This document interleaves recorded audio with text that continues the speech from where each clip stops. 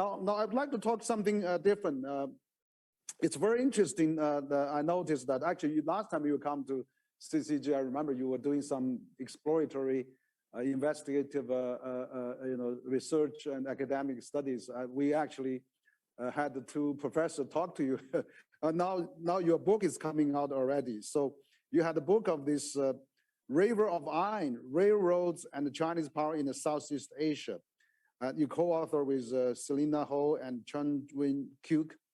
So maybe, give us a bit of, I know you are very, productive, had many books before, but this book particularly, the most recent book, give a bit of a highlight and what it's about. Well, I think the first thing to say is the book is about how China itself built a high-speed rail industry. And to make a very complicated story short, in about the year 2000, China didn't have a high-speed rail industry or a high-speed rail system. So the first part of the book describes how did China build the technology and the infrastructure for a high-speed rail system, and it's quite a story. This is, if I was a Chinese trying to make the best case, I would say this is an example of how industrial policy and planning can work. Because you moved very rapidly to develop the technology and then lay down the infrastructure. I would think outside of a wartime circumstance, no major country besides China could do something so big so fast. Now, of course, when you do things big and fast, mistakes happen. So that happened in China. But basically, you developed very rapidly a what you might call technology forcing industry. In the United States, Boeing Aircraft not only built airplanes, it developed metallurgy, instrumentation, navigation, all of the things that surround these systems. So in building your high-speed rail system, you built a driver for many other parts, high-tech parts of your economy. So part of the first part of the story is how you built this industry. Now, once you had it, and particularly once you built your own system, you then had an industry that was an export industry, like Boeing is for the United States or Airbus for Europe. And so the second part of the story is how China tried to, and is trying, and as we were discussing before the show, soon in, I believe this next month, your rail line from Kunming to Vientiane, the capital of Laos, will open up. So the first part of this export system to Southeast Asia will open up soon. The second part of the book, therefore, is about how China is negotiating with 7 Southeast Asian countries on the continent, not to include Indonesia, how you're negotiating to build a system that will connect possibly the 7 Southeast Asian countries on the continent to the south of China and hook into the domestic system of China. Now, in describing how you're doing this, I want to make I think it's a very important point that we make in the book. This idea of an interconnected Southeast Asia was not, with China, was not particularly a Chinese idea. This wasn't Hu Jintao's idea. This wasn't Jiang Zemin's idea. It wasn't Xi Jinping's idea. In this particular case, the Southeast Asians, going back to the colonial powers, the French, the British in Southeast Asia, wanted to connect by rail to China, to penetrate inland China. So, but what China did do is build the industry, then got the capital, and now it's helping Southeast Asia build out this plan. So this isn't a case of China forcing infrastructure plan on reluctant Southeast Asians. In fact, the Southeast Asians came to Premier Zhu Rongji in around 1995, as I recall, or maybe I think he was vice premier then, and asked whether China would help finance railroad development in Southeast Asia. And Zhu Rongji said, no, we don't have the money or the technology, not the time for us. Well, a few years later, China did have the money and the technology, and now has been pushing forward.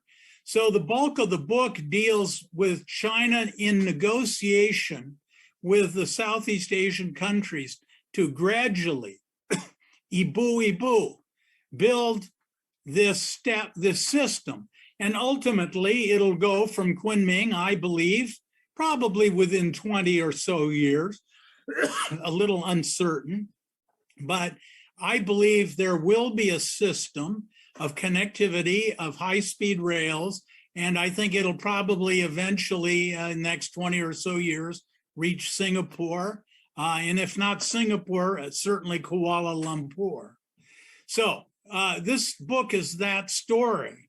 Now, I don't want to talk too long, just to say one other thing. I think this represents, some people ask, is this a strategy? Is this China's strategy to take over Southeast Asia? And I would say no. It's a strategy to make China central to what you might call the East and Southeast Asian economic system. And you're building connectivity, just like we knitted together our continent with a transcontinental railroad here. And so I think this effort, leave it aside, each specific project may be better or worse, but overall the concept is strong that China is going to get rich if its neighbors get rich. And if our neighbors are going to get rich, they need to be connected to us, to China, and they need to be connected to each other. And so I think this is building the infrastructure for economic modernization and integration in Asia. And this isn't a plot by China to take over the world or that region. It's a intelligent effort to create economic interactions that will be beneficial to everyone. Now, of course, there's going to be corruption and all of the things that go along with such a vast vision. But I think the United States, about a year or two in 2018, began to wake up to the power of this vision. And so now you see the US negotiating with the Australians and the Japanese, talking to the Koreans, the Europeans, about how we might cooperate to help build up infrastructure in Southeast Asia and elsewhere in the world. So I think, a little competition in this area would be okay. But the basic pattern is that the United States is waking up to the need for infrastructure in much of the world, not to mention ourselves. We've got our own infrastructure problem too. Yeah. Thank you for the highlight of this great book. Actually, I remember how seriously you've done the study.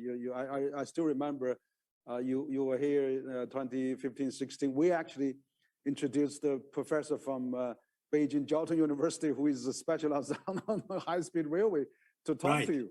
But you're very grateful for your help. And I would just say, we were talking about U.S.-China relations. Yeah. We should not let the problems that our two governments have obstruct academic and intellectual exchange. Absolutely. And I'm afraid that, frankly, both our governments are making it more difficult. Yeah. One of the positive outcome of this President Xi and Biden summit is that the same day they announced they resumed the journalist visa and exchanges. So there's something positive going on. Last time when they talked in September, we had the release of Madame Mon. And this time, and the same day, we hear the news of journalist visa has been relaxed. So I hope there will be more positive news on the trade and many other fronts. But coming back to this infrastructure project, you're absolutely right. around year 2000, China really hasn't not much railway on the speed railway. I myself growing up in a railway a parent's family. My father actually went to Africa to build the Tanzania-Zambia railway. So that was one first time how China trying to develop its international railway business. Right. But you see, that's incredible. Now China has 2/3 of the speed of the length of the speed railway for the world now. Correct. And the total length of China's speed railway is equal to the next 10 countries combined. Right. Whereas U.S. military budget is equal to next 10 countries combined. So I think using this infrastructure as a connectivity is really great. And you're right. Now U.S. is wake up to that. And President Biden, during the same day he's talking to President Xi, he signed his 1.2 trillion infrastructure bill. Right. That talking to during his on the same day when he meet President Xi. So I think now even the G7 or G20 summit, G7 summit, the U.S. and G7 country proposed B3W, Build Back Better World. Right. So how do you think, do we need, we talk about a lot of differences, a lot of disputes, and a lot of, different in values and things like that. But exactly the case like you studied, this connectivity, this infrastructure, not going to help your neighbors, but also going to help yourself. And if the world is really in that kind of mentality, let's help each other. Let's build infrastructure for the next half a century. That will be probably the biggest pie for all countries to work on. And maybe we could even upgrade AIB to GIB, to Global Infrastructure Investment Bank. And maybe US and Japan should join that. And so what do you think about the prospect of let's have infrastructure, a global alliance or global bank of somehow, and China should work on that, and B3W and BRI should be combined in some fashion, maybe. Well, I think this is my personal view. I think the U.S. and others should say the world needs infrastructure.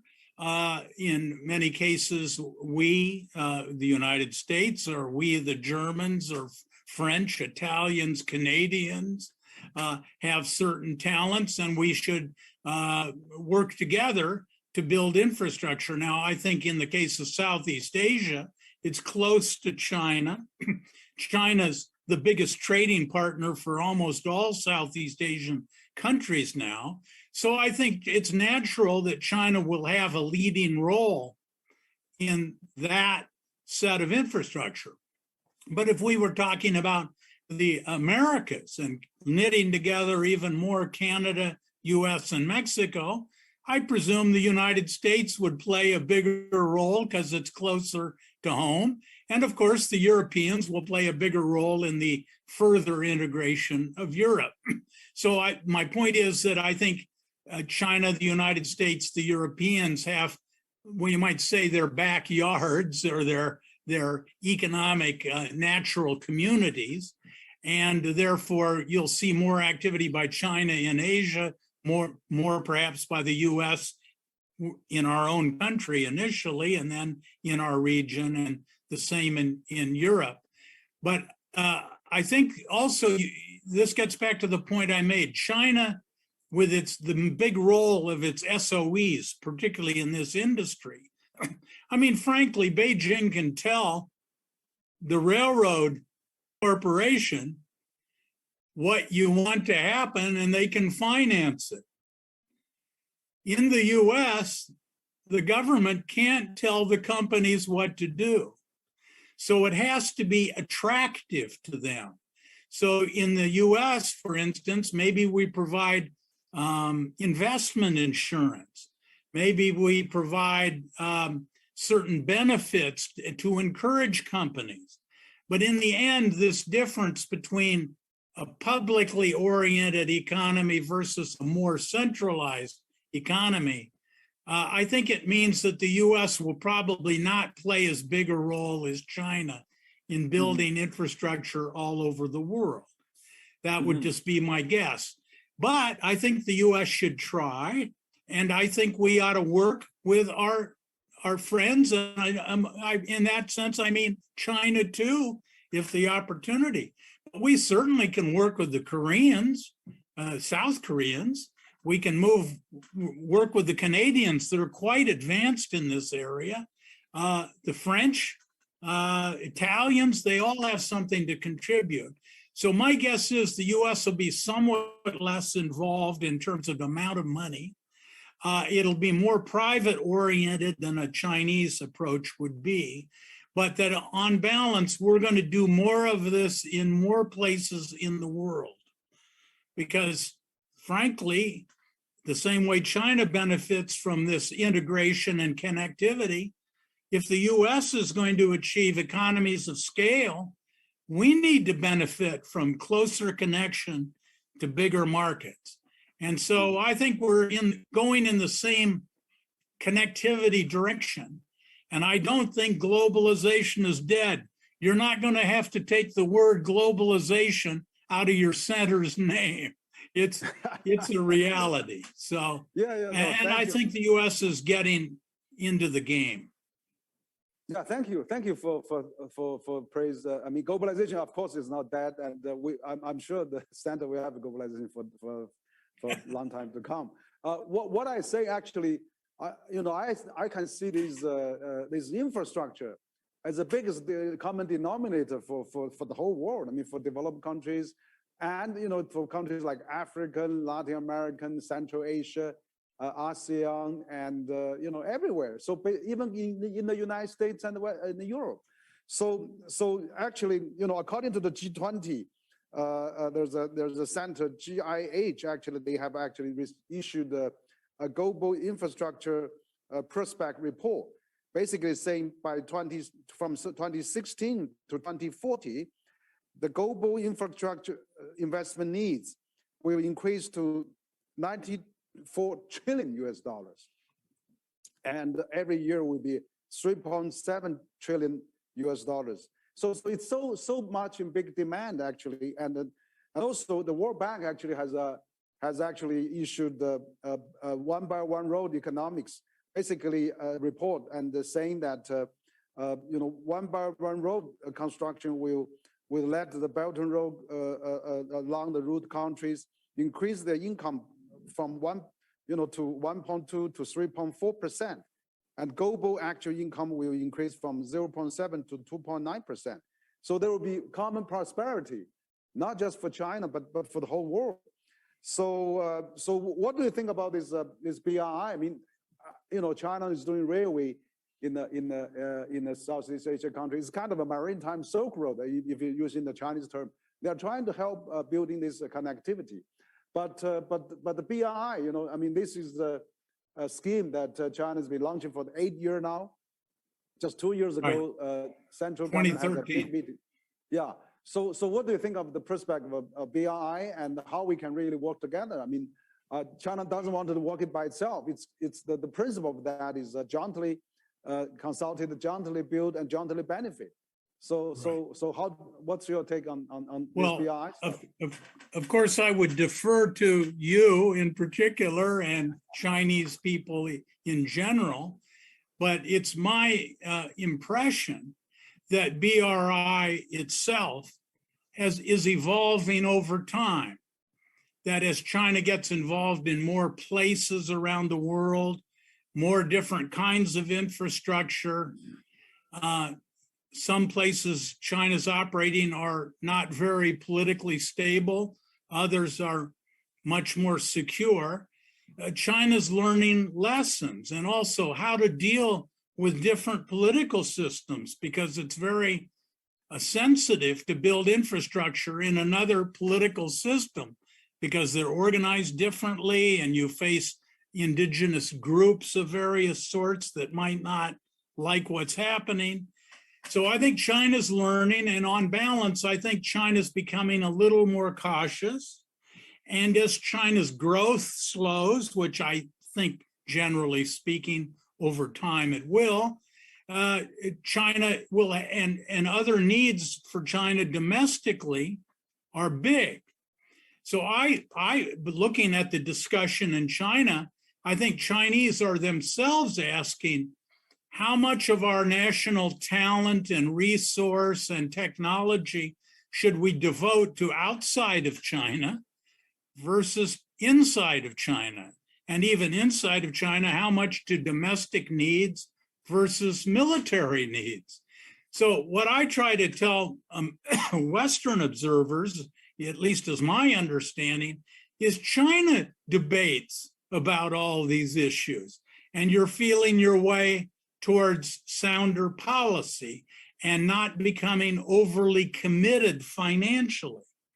And it's always been my understanding that one reason China wanted the Asia Infrastructure Investment Bank was to have others besides China finance a lot of this infrastructure. And frankly, I thought that was a pretty good idea.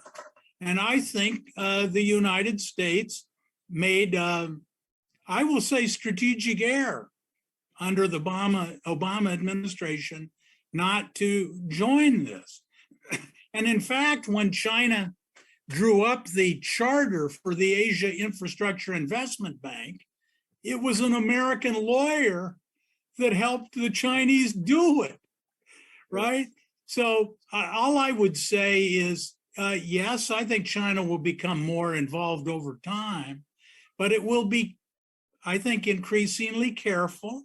It will want to spread the risk to other countries beyond itself, and that we'll see China more constrained by competing demands for budget.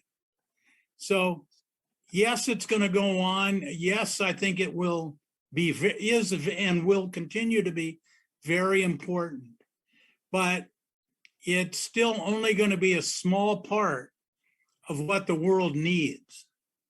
Yeah, so that's why we are thinking, if this B3W and BRI can somehow work together, find a mechanism. I mean, B3W, as you said, China maybe already have investment, have some technology, infrastructure capacity, and then B3W may be more on the legal and other aspect, local condition may be more familiar because the U.S. and Western multinationals are really interested in BRI and wants to work together, and also that we have of course this AIB, as you said, it's Asian Infrastructure Investment Bank. Can we really set up a Belt and Road International Bank Alliance, like we should led by World Bank, AIB, ADB, FDB, Latin American development banks? Let's all the development banks work together for the infrastructure revolution and transformation for the next half century, so that we have a big pie to work on, and we don't have to do a lot of geopolitical competition. These are the things I'd like to be talking about, but instead yes. We're talking about red lines, and we're talking about bad faith agreements and so forth. So we've got to get our dialogue to the point where we can start talking about the things that are very important. But I should, in all realism, say, I think the security frictions between our two countries, right at the moment, they're growing.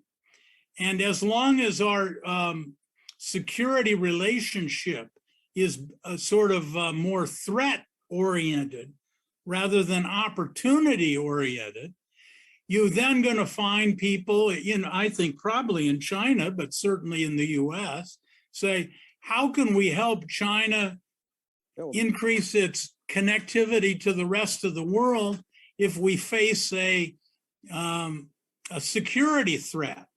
So I think the precondition to moving ahead on these good economic ideas is to get our security relationship under control. And frankly, it's not under control. I mean, it's not out of control yet, but it's certainly not under control.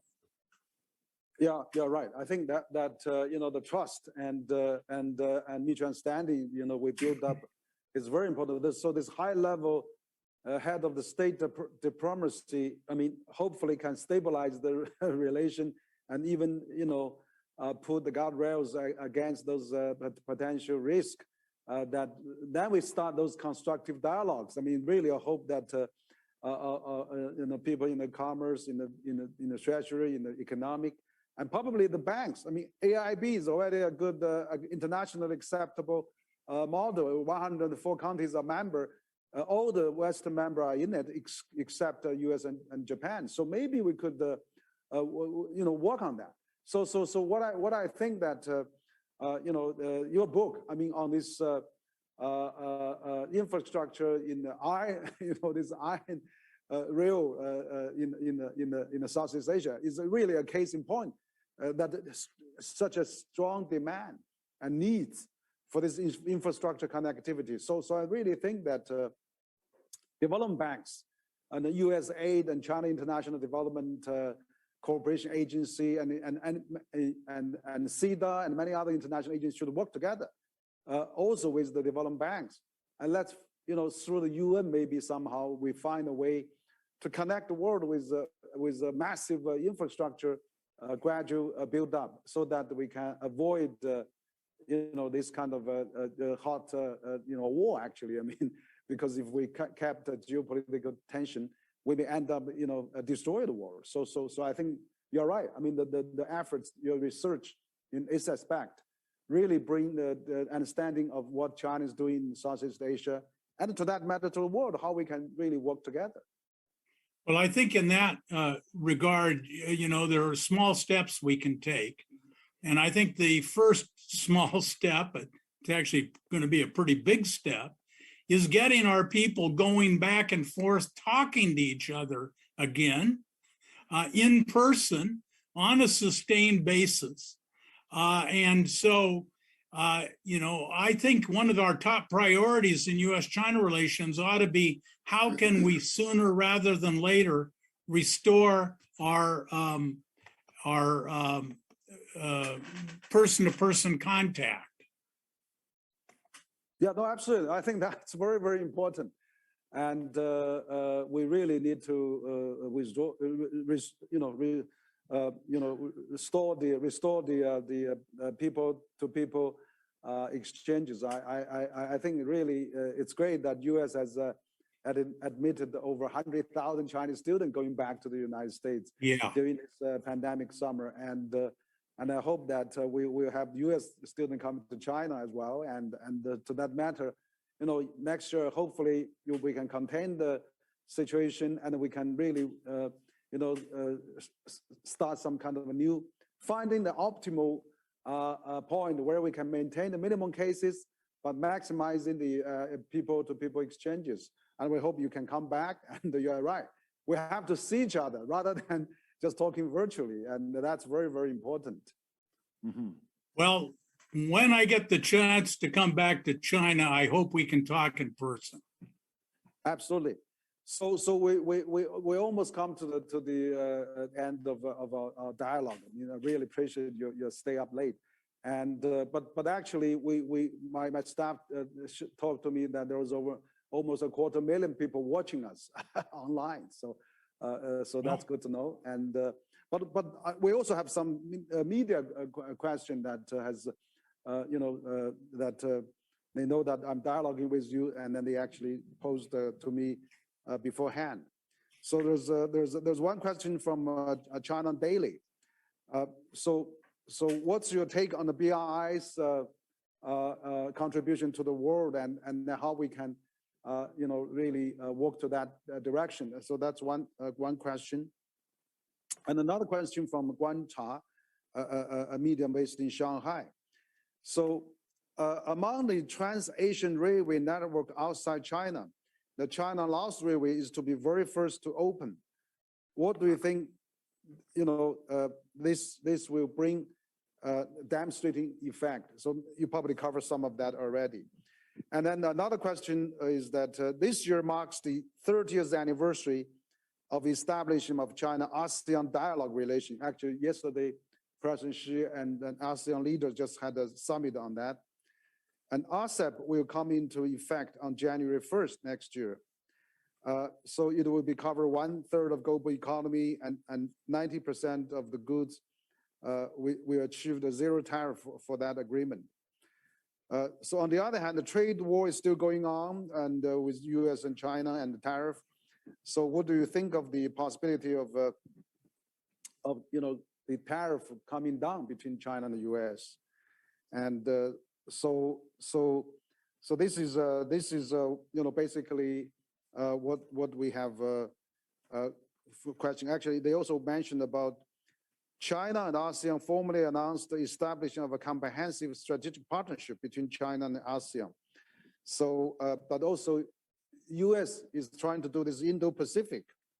And so what do you think of this economic ties that is really a great direction to work for, rather than we are trying to form AUKUS or those Quad security type of alliance? So it's a host of questions.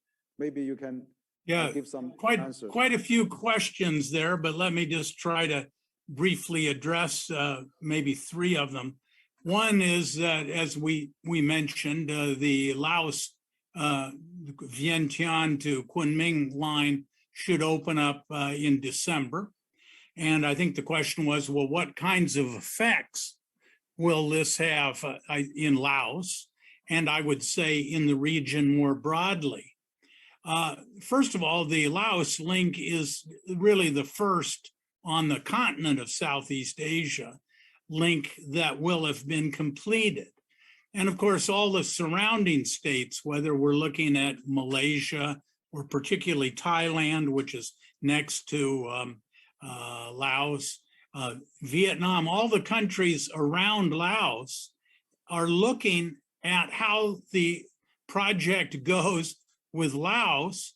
And once it's completed, then I think that creates more incentives for others in Southeast Asia to join. So I would say the success of the Laos situation is very important, and all of the states will be looking at that results of that project, asking themselves now, does this make it more, does it make it preferable for us to join the system later or sooner or later? So I think the Laos, the completion is very important, not just to Laos, but the calculations of all the countries around it, particularly Thailand, because now Thailand knows there's going to be a connection to China through Laos. And Thailand, they want to run the railroad from the Thai border with Laos at Nung Khai down to Bangkok. So the next big question is what will the Thais do? Also, of course, the Vietnamese and the Burmese on the left and the right, so to speak, or the east and the west, are looking to see whether they want to join the system. So I would say the Laos is a big, let us say, advertisement for the system. Also, with respect to Laos, I think it's very important on a theoretical level. You might ask, where did the title for our book come from? Rivers of Iron. Well, actually, that was a phrase that was used in an interview by a Laotian planner who said, you know, the great countries of Europe and indeed China and many other countries developed their cities and their commerce by rivers. Now, it's true Laos sits next to the Mekong, but much of the Mekong not very navigable. So he said, we don't really have access to the sea. We're the only Southeast Asian country, no access to the sea. So he said, we need to build our iron rivers. We need to make up through infrastructure what nature did not provide us in terms of rivers and easy transportation. So I think the completion of the Laos, it's very important. It's much bigger a fact than the about 7 million people who live in Laos. Frankly, economically, Laos and the train will probably, I would guess, lose money. But in terms of its effects on the decisions of others and facilitating the development of this network over time, I think is very important. Now, one of your questioners asked about RCEP. All I would say is I'm not an expert on free trade areas, but I would note that the United States is really not, the member isn't pursuing free trade agreements very actively with anybody in Asia. And I think I've always thought that free trade, or at least freer trade, is on balance if there are fair rules. Through comparative advantage, everybody's better off. So I'm very, I would say almost alarmed that the United States is allowing everybody else to build the free trade structure. And yet, we seem to not be pursuing free trade agreements very rigorously. You asked what were the prospects for the tariffs, and I can't speak for the US government. I have no special information, but I would certainly note they didn't seem to be very prominent in the discussion between our two presidents. Certainly publicly, nothing encouraging that I've heard has been said about tariffs.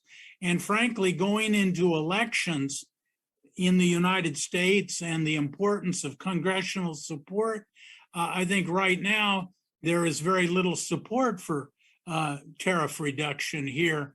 Certainly some industries and economists would like tariff reductions, but I don't think that's the let us say, the prevailing sentiment in certainly the Democratic Party.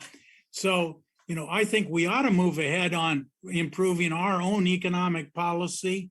I think we ought to negotiate with China to the phase 1 trade deal and reducing tariffs. But once again, the domestic environment's not very conducive to that at the moment. Okay, great. Thank you, David. And we almost come to the end, and it's really a fascinating discussion. I think your book is really served as a very good case study of this connectivity of this maritime Silk Road, that actually by having allows to start this first railway connecting China and Laos. And does that matter, as you said, as a demonstrating case to the other ASEAN countries, it will really change the future infrastructure landscape of ASEAN and connectivity in Southeast Asia. So this is the right thing to do. I'm really admiring you that through your deep discussion and research have come up with such a great book on this great subject.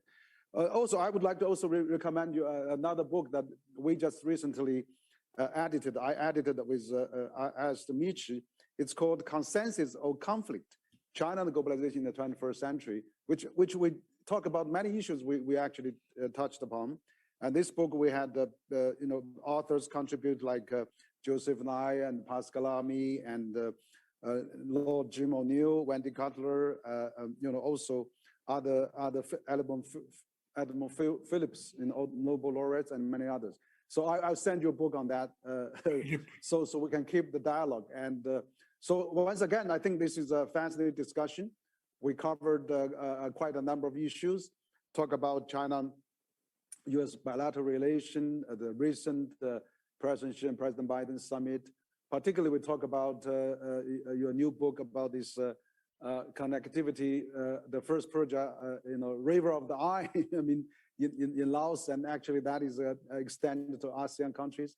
And also to that matter, how we can, BRI and B3W and China and AIB, World Bank, everybody, how we can work together. And that is the dialogue discussion that we need, rather than we are talking all those geopolitical military alliance. So thank you so much, and appreciate your time and late in evenings. And we hope to see you again when you come to China. Well, thank you, and happy holidays. Thank you. Okay, thank you very much, David. We'll see you again. Okay. Thank you. Bye-bye. Also, thank to our audience. Thank you very much. Yeah. Bye-bye. Bye-bye. Bye-bye.